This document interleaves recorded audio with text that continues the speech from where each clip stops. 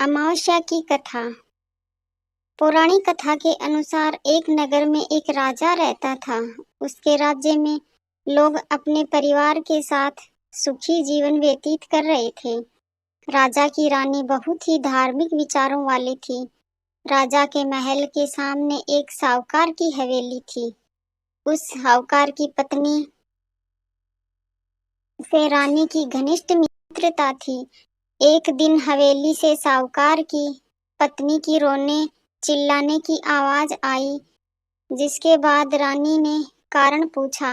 राजा ने बताया कि सेठ का पुत्र मर गया है। रानी हर दुख से वंचित थी, इसलिए वो राजा से पूछती है कि ये दुख क्या होता है कि सेठ की पत्नी इतना रो रही है। इस पर राजा ने कहा कि जब तुम्हारा बेटा मरेगा तब तुम्हें पता चलेगा। इसके बाद रानी ने अपने बेटे को नीचे फेंक दिया, लेकिन भगवान की कृपा से वो बच गया। रानी ने फिर पूछा कि ये दुख क्या होता है। तब राजा ने कहा कि जब पड़ोसी राज्य में युद्ध होगा, मैं भी उस युद्ध में अकेला हो जाऊंगा। जब तुम मेरे मरने का समाचार सुनोगी तब पता चलेगा।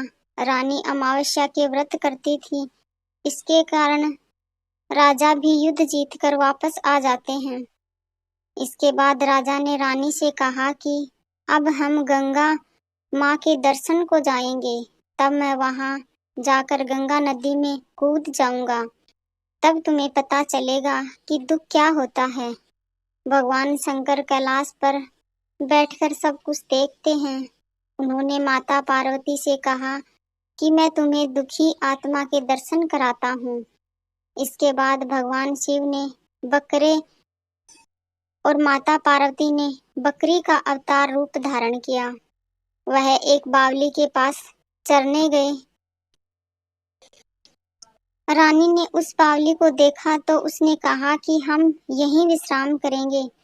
रानी ने महादेव और माता पार्वती की बातें सुन ली, जिसमें महादेव माता पार्वती से कहने लगे कि रानी ने अमावस्या का व्रत किया है, इसलिए उसे इस जन्म में कोई दुख नहीं मिलेगा। जिसके बाद रानी को सब कुछ समझ आ गया। उसने राजा को सारी बात बताई।